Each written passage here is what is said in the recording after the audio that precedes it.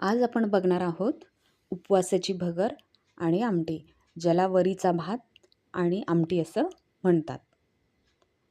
त्यासाठी आपण साहित्य बघणार आहोत. इथे भगर, ज्याला आपण वरीचे तांदूळ म्हणतो, ते धुवून घेतलेले आहेत आणि त्यातलं पाणी काढून घेतलेलं आहे.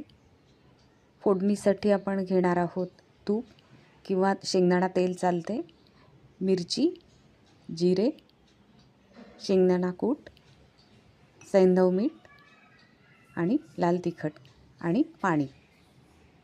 इथे आपण भगर भाजून घेणार आहोत. भाजून घेतल्यामुळे ती फार पाणी शोषणार नाही, त्यामुळे ती गचका होणार नाही आणि फारही मोकळी होणार नाही.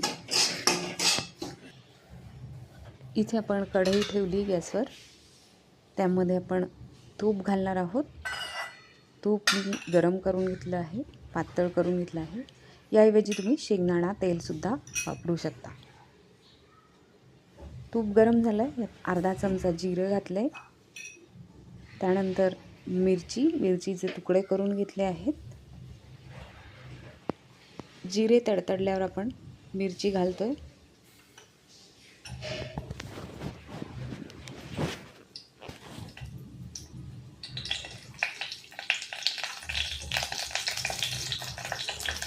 मिरची आणि जिरे चांगले परतून घ्यायचे आहे.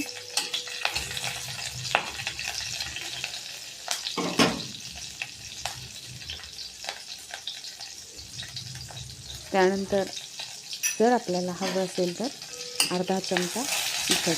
कोणाला भगर साधी आवडत नाही, त्यामुळे इथे तिखट घातलं तरी चालते.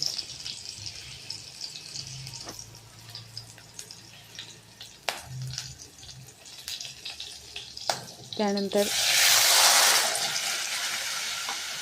इथे आपण भाजलेली भगर घालत आहोत. ही भगर परत चांगली परतून घ्यायची. त्यामध्ये मिरची आणि जिरे मिक्स करून घ्यायचे. त्यानंतर आपण घालणार आहोत चवीनुसार मीठ. आपण या ठिकाणी गरम पाणी घालणार आहोत. गरम पाणी घालून भगर चांगली एक वाफ येऊ द्यायची.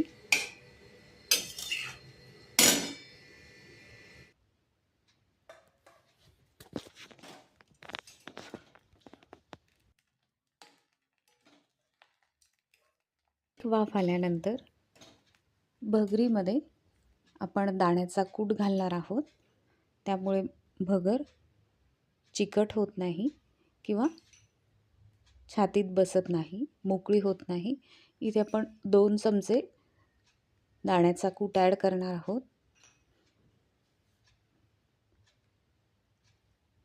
आणि दाण्याचा कूट घातल्यानंतर त्यात थोडंसं गरजेनुसार गरम पाणी घालणार आहोत. आता या भगरीला आपण एक वाफ येऊ देणार. आता आपण बघणार आहोत आमटीसाठी साहित्य. त्यासाठी इथे दाणे भाजून त्याचा बारीक कूट करून घेतला आहे, शेंगदाण्याचा कूट. त्यानंतर तेल, शेंगदाणा तेल किंवा तूपसुद्धा वापरू शकता. जिरे, मिरची, आमसूल, कोकम ज्याला म्हणतो, गूळ, लाल तिखट आणि सैंधव मीठ.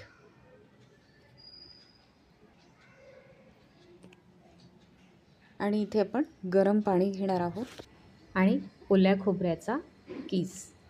आता आपण ओल्या खोबऱ्याचा किस, 2 चमचे शेंगदाण्याचा कूट आणि थोडं पाणी मिक्सरमधनं बारीक करून घेणार आहोत, वाटण करून घेणार आहोत. आता आपण कढई गरम करत ठेवली आहे. कढईमध्ये 1.5 चमचा तेल घातलं आहे. यामध्ये अर्धा चमचा जिरं घालणार आहोत.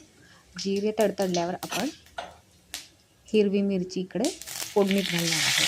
आपण ही वाटताना सुद्धा वाटणाबरोबर घालू शकतो, पण मी इथे फोडणीत घातली आहे. जर आमटीला कलर हवा असेल तर आपण थोडंसं इथे तिखट पण घालू शकतो.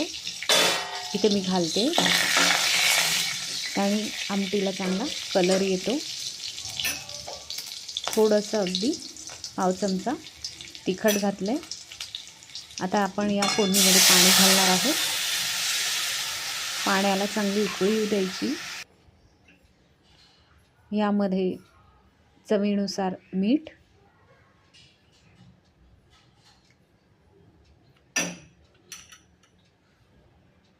एक कोकम,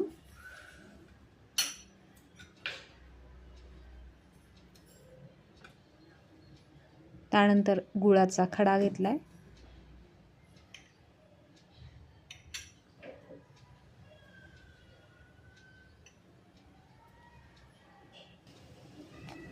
याला आता चांगली उकळी आली. या आमटीमध्ये आपण 2 चमचे वरतून शेंगदाणा कूट पण घालणार आहोत. या आमटीला आता चांगली उकळी येऊ द्यायची.